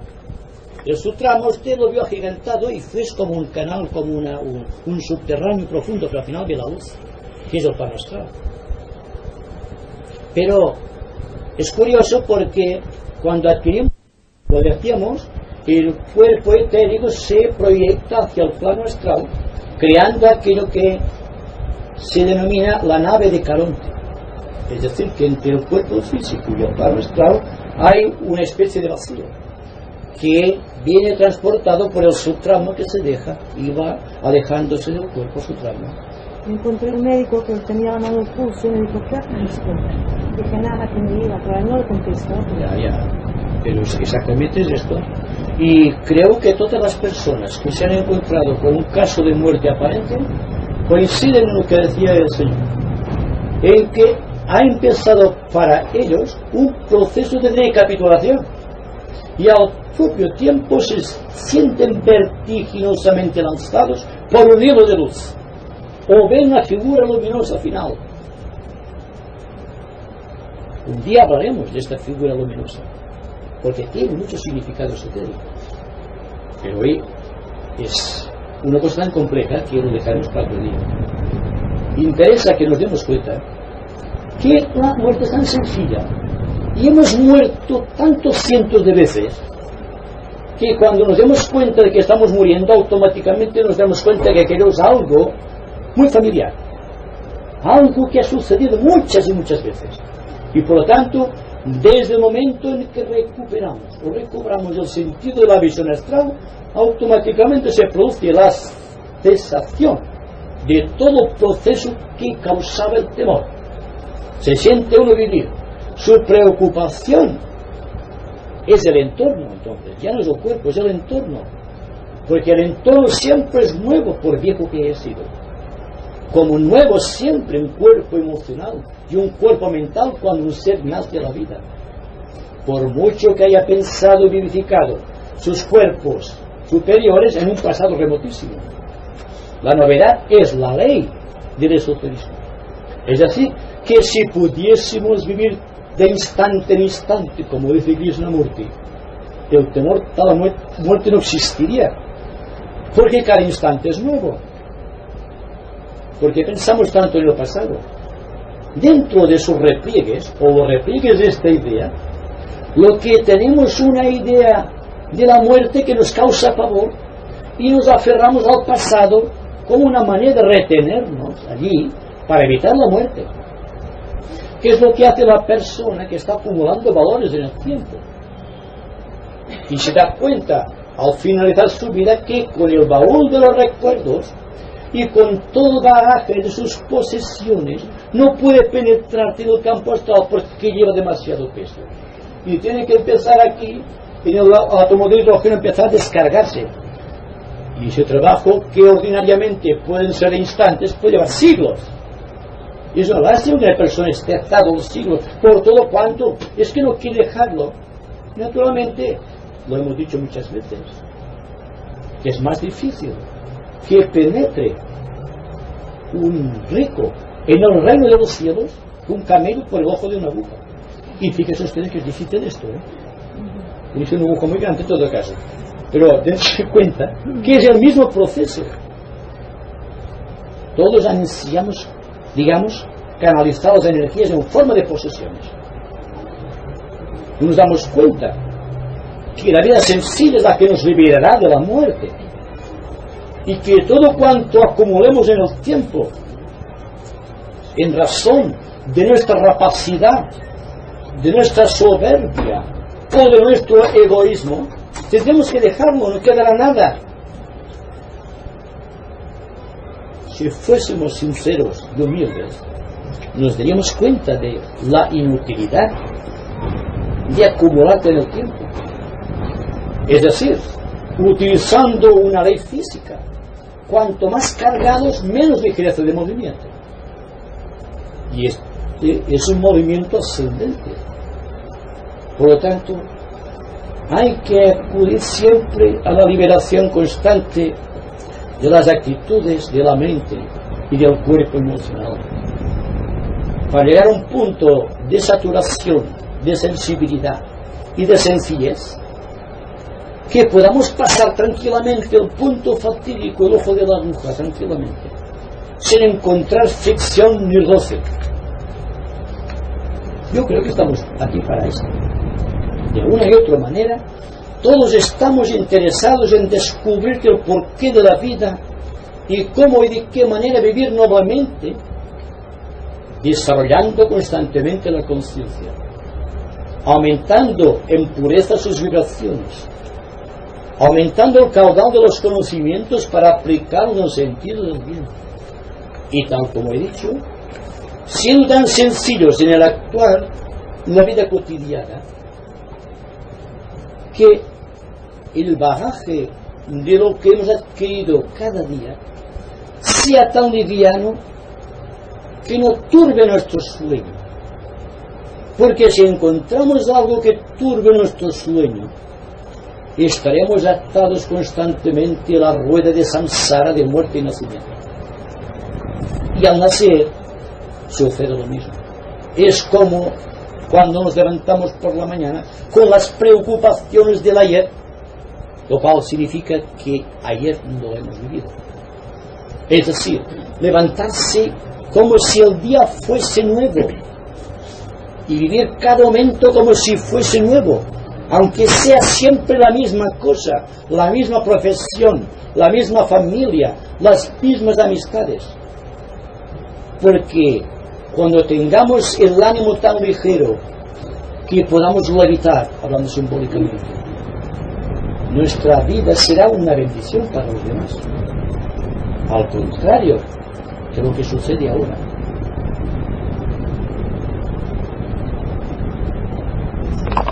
Yo ahora cuando te he oído hablar de la barca de Carlos, me ha venido a la memoria el paraíso premio de Milton, que acompañado de Beatriz iba al cielo y bajaba al infierno.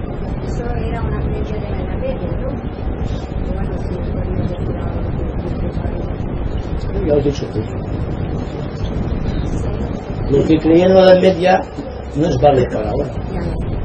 Hay leyes inmortales, la ley de la factibilidad, que hemos hablado, que el espíritu tiende a apropiarse de lo que es espiritual y la materia tiende a apropiarse de lo que es material. Porque supongo que el infierno no existe, ¿verdad? Yo no he estado nunca. Lógicamente debe existir un infierno para los malvados, pero en la conciencia, no en un lugar. Es un estado de conciencia. El bien y el mal no son lugares, por favor. El cielo y la tierra y el infierno son estados de conciencia. El bien y el mal son estados de conciencia. Y siempre repetiremos lo mismo, que a través de la religión nos han hablado de lugares y se han equivocado. Son estados de conciencia. ¿Qué es lo que decía Cristo? Siembra vientos y recogerás tempestades. Entonces siembra el bien en tu conducta y no temas nada más. Pero ¿qué pasa? Como sembramos el mal, viene el temor. ¿Qué me pasa? La persona que obra en bien no tiene temor a la muerte.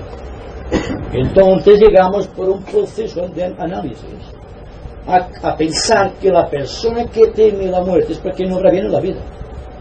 Y por lo tanto hay mucho que considerarte aquí en estas palabras, y que cada cual puede apropiárselas según su fuero interno y según su capacidad analítica.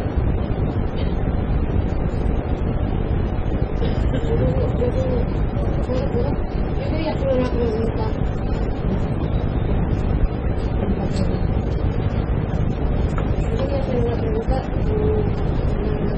Si una persona antes de morir tiene que heredar algo de su cuerpo.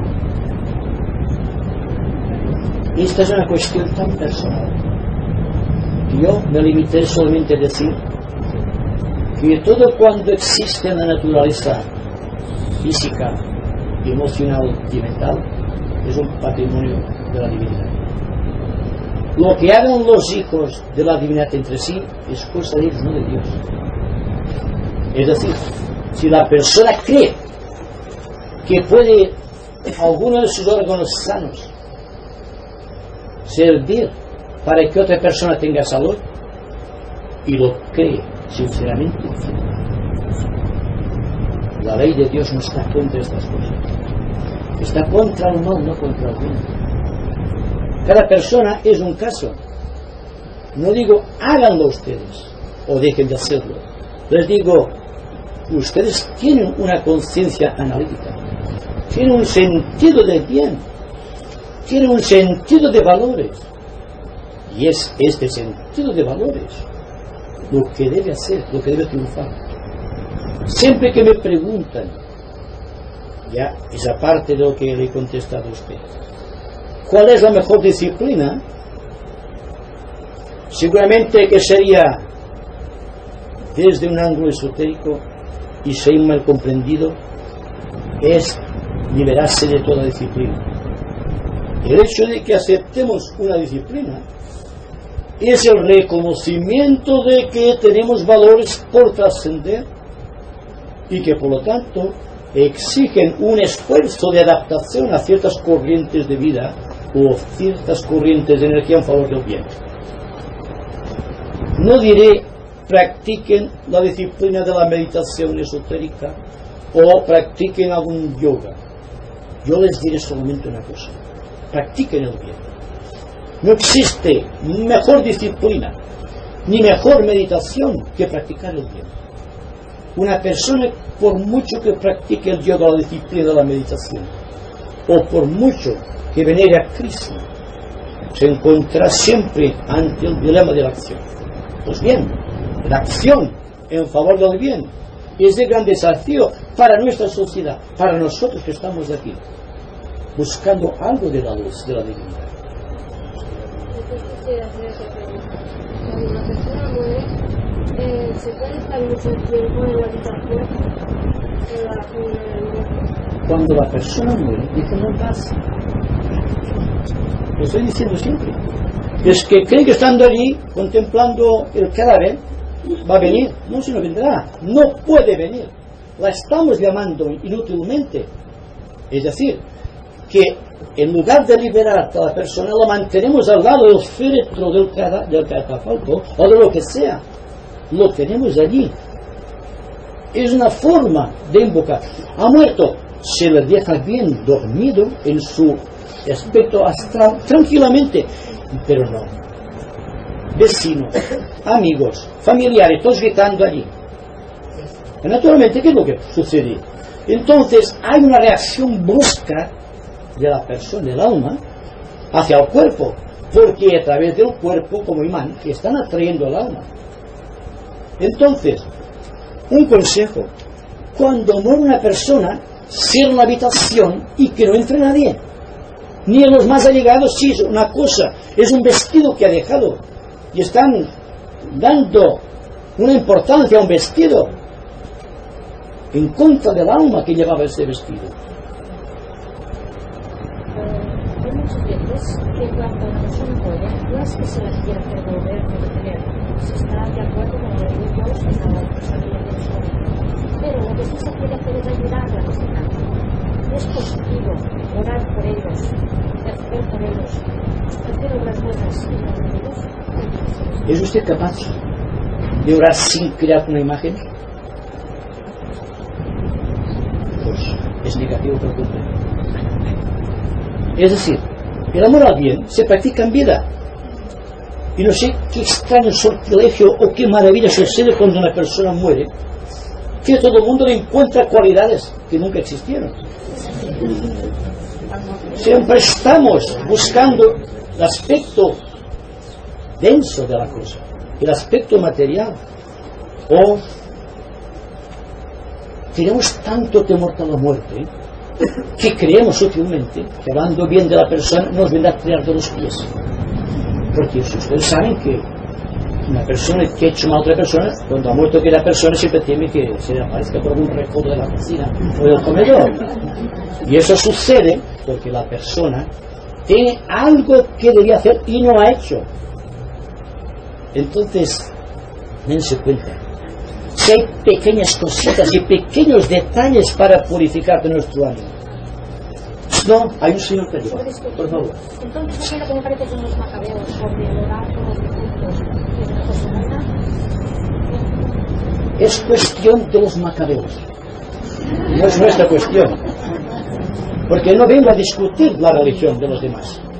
Estoy hablando de cosas que son lógicas, si se quiere aceptar como lógica la idea de que existe una liberación del alma y que esta liberación es lo que nos interesa, la liberación del alma, no la perpetuación de la materia, que es lo que estamos tratando de organizar constantemente.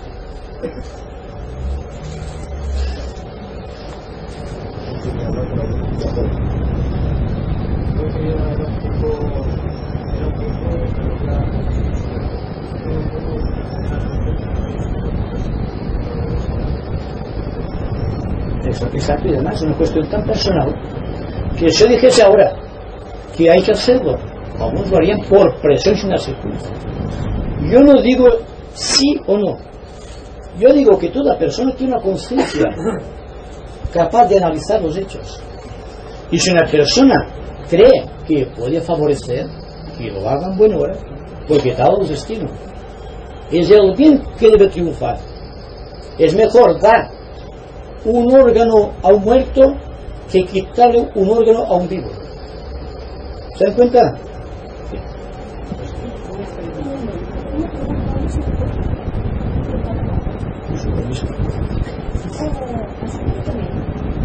No es una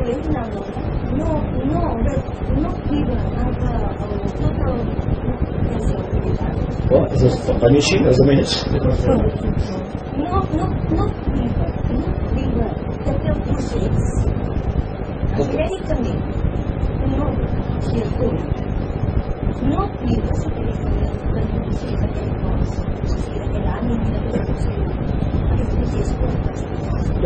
Depende de la intención. Es decir, que una persona tiene una intención de hacer el bien tan profunda que, suponiendo, no lo creo, que exista una ley de Dios que atente contra el principio de dar el órgano sano a un enfermo después de la muerte, digo, lo interesante en el caso es el sentido de bien que anime a la persona. Es decir, lo que repito, la conciencia. Si la conciencia está bien estructurada, no está moldeada por la tradición, si realmente quiere a sus hermanos y los ve sufrir y se da cuenta de que con su aportación puede mitigar su sufrimiento desde el punto de vista esotérico y no esotérico, yo creo que está bien. Ya digo, repito, es muy interesante que ayudemos a otra persona a vivir después de muerto que ayudando a morir a una persona que esté viva. ¿Qué es lo que estamos haciendo? Con los pensamientos, las actitudes, los métodos egoístas de contactar la vida.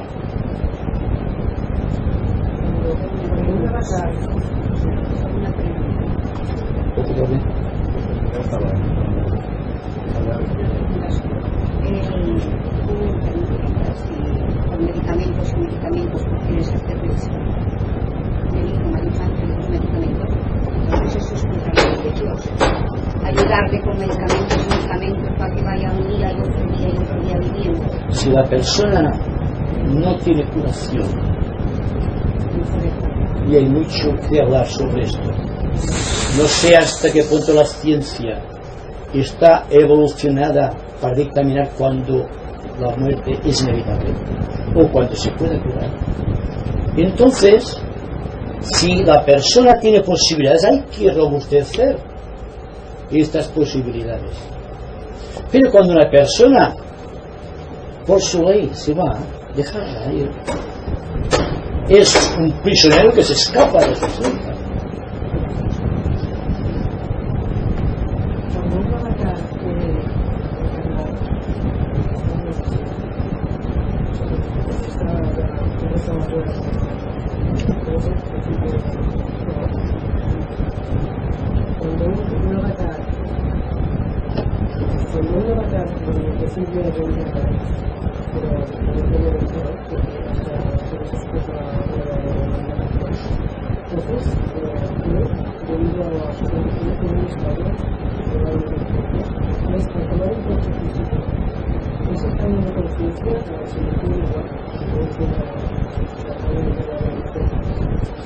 Aquí sucede un caso muy extraordinario, el caso de un avatar. Y cuando hablamos de avatares, no hablamos simplemente de adeptos o de maestros de compasión y de sabiduría, o de algún iniciado de la gran fraternidad blanca o jerarquía planetaria.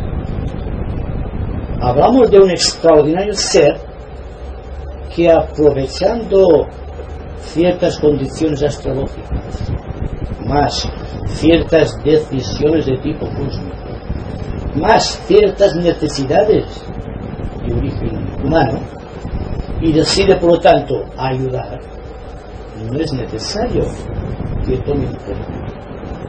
Puede hacerlo de los niveles, creando un centro de conciencia. Si decide trabajar en el nivel astral puede crear un cuerpo o un centro astral sin que tenga forzosamente que encarnar. Y si quiere preparar una nueva civilización, basta enfocar su mente en un mundo mental. Y si quiere preparar a las gentes para la unidad de conciencia, trabajará seguramente creando un foco de conciencia en el plano búdico. Pero si por las cosas que fuesen, y los misterios del Señor son impenetrables siempre para la pequeña condición humana, puede tomar el cuerpo de algún discípulo que ha estado preparándose para que pueda, en cierta manera, reencarnar, es decir, dejar su cuerpo, significa que estará pasando una serie de años preparando, o de edades según los casos, como en el caso de Jesús de Galilea, que permitió la fusión dentro de su cuerpo de la gloriosa entidad crística. Había preparado el cuerpo sólido, líquido y gaseoso donde nos puede defender el Señor Maitreya, el Cristo. Entonces, ahí estamos con el misterio del átomo de hidrógeno. Tuvo que revestir su cuerpo con átomos de hidrógeno menos 3 anos, o 3 átomos deutériumos, lo cual significa el suficiente para mantener la cohesión física, para que habitara un ser de la trascendencia del Cristo que habita habitualmente en los niveles no búdicos sino álmicos, porque posee la 7ª iniciación planetaria, está entrando a la 8ª iniciación. Y habría mucho que hablar sobre esto de las iniciaciones, porque todo se basa en el átomo de hidrógeno, que por eso es un misterio, y tendremos que recurrir muchas veces a este símil, a este dibujito. Entonces, el avatar puede manifestarse como estado de conciencia, creando un foco iluminado de su atención en cualquiera de los planos de necesidad kármica de la humanidad, o bien puede manifestarse a través de un grupo de discípulos conteniendo la fuerza de aquel foco, o bien encarnando en algún discípulo preparado para ello.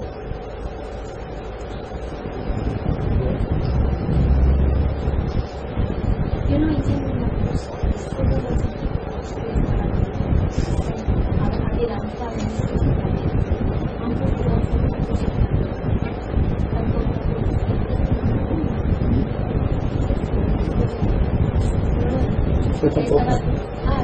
No. Es que esotéricamente es una aberración. Como es una aberración, escapa mi penetración. Ahora bien, si a través de aquello querían mantener su poder, porque se dan cuenta ustedes que cuando enterraban un faraón, enterraban sus tesoros y su esposa también. Así que era un acto de sacrificio, no solo de bienes temporales, sino de bienes espirituales, porque hay un alma en el medio que era el alma de la persona que querían enterrar con el faraón y que tenía que morir forzosamente al lado del faraón. Y el faraón se plegaba voluntariamente al embalsamamiento y a convertirse en una momia, porque quería mantener su poder de faraón todavía después de muerto.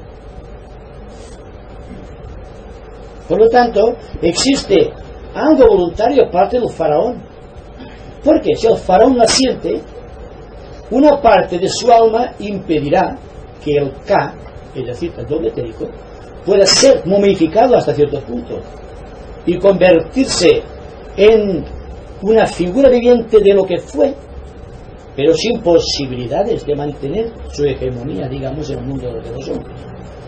Pero lleva un extraordinario poder de radiación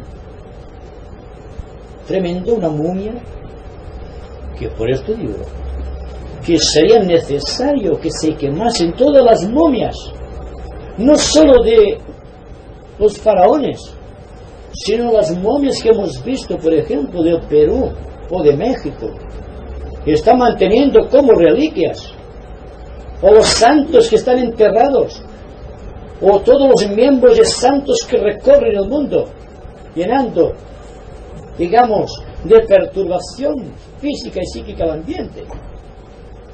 Todo esto había que quemarlo, los animales disecados. Todo esto es magia negra, por favor. Dense cuenta. Y se dan cuenta de que mucha de la fuerza que tienen ciertas religiones es por la magia negra. De los miembros esparramados aquí para allá. No porque sean realmente los miembros de los santos antes descritos, sino porque a fuerza de adorarlos se han convertido en un talismán. Y el talismán reza para todas las religiones. Y dense cuenta también que parte del dominio de los faraones hasta llegar al último faraón fue debido a la fuerza de las momias dentro de las pirámides, de la cual se servían los nigrománticos y los magos negros y los iniciados en la magia, que querían sostener el imperio y la religión, porque siempre el imperio del poder de la religión han ido fatalmente juntas dentro de este proceso de expresión de la vida. Por esto tenemos tanto temor a la muerte, porque el temor a la muerte es producido por la magia negra que han ido generando en el planeta a través de los talismanes, a través de los amuletos, a través de los órganos, a través de las momias y a través de todo este complejo que está dejando el ambiente del planeta lleno de perturbación y de suciedad. Pues bien, empecemos nosotros ya. Rompamos con los moldes tradicionales. Empecemos viendo las cosas tal cual son, no tal como vienen desde la más remota antigüedad. Es decir, empecemos ahora a pensar por nosotros mismos, a liberarnos del caos, de la tradición que es la muerte, y empecemos a vivir una nueva vida basada en la justicia de la ley y en el bien del prójimo. No hay mejor idea que esta. Y todo cuanto hemos dicho no tiene importancia si al final no hay un poco más de amor en nuestro corazón y un poco más de justicia y verdad en nuestras mentes.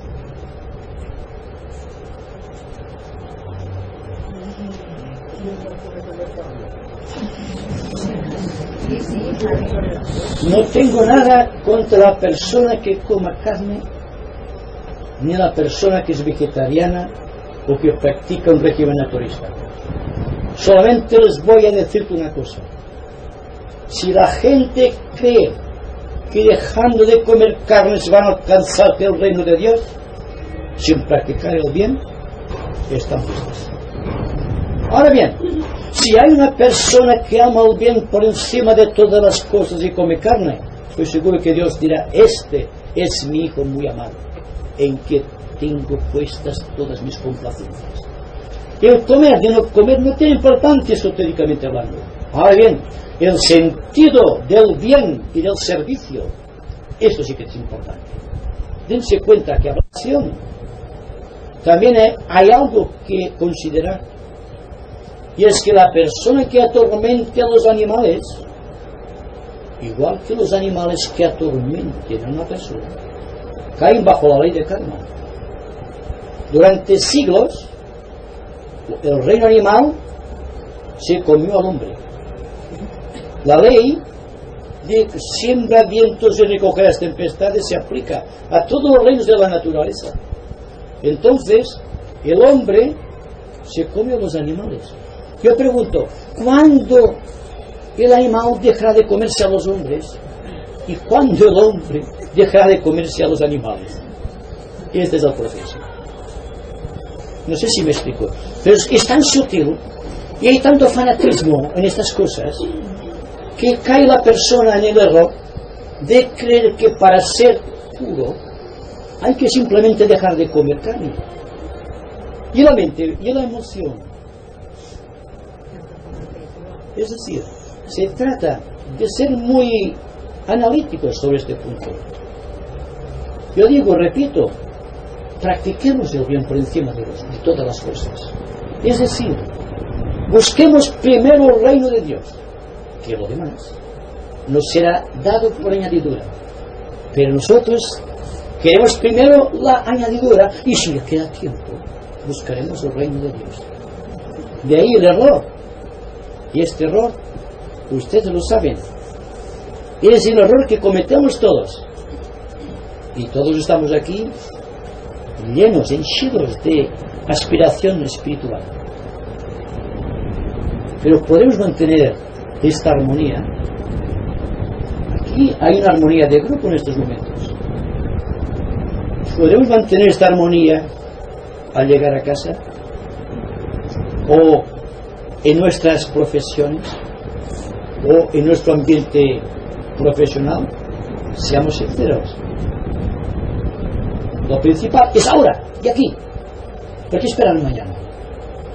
Si lo hacemos de esta manera, estoy completamente seguro que el problema de la religión, que el problema de si comemos o no comemos carne, o si bebemos o no bebemos alcohol, dejará de tener una importancia capital, porque si la persona practica el bien, es decir, sin darse cuenta, está limpiando su aura etérica, está convirtiendo todo su organismo en átomos de hidrógeno, lo cual no se consigue solamente dejando de comer carne.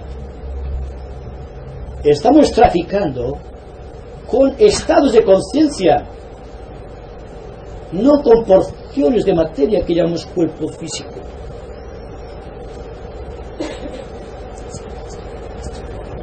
Bueno, haremos un poco de silencio porque se ha alargado el tiempo bastante.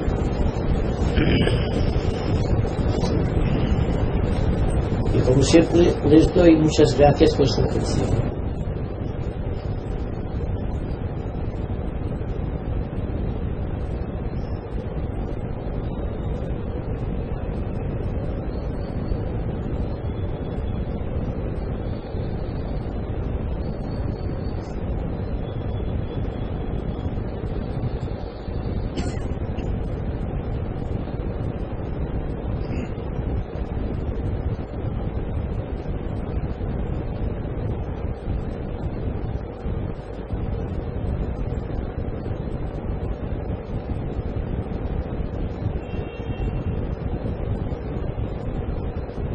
Muchas gracias.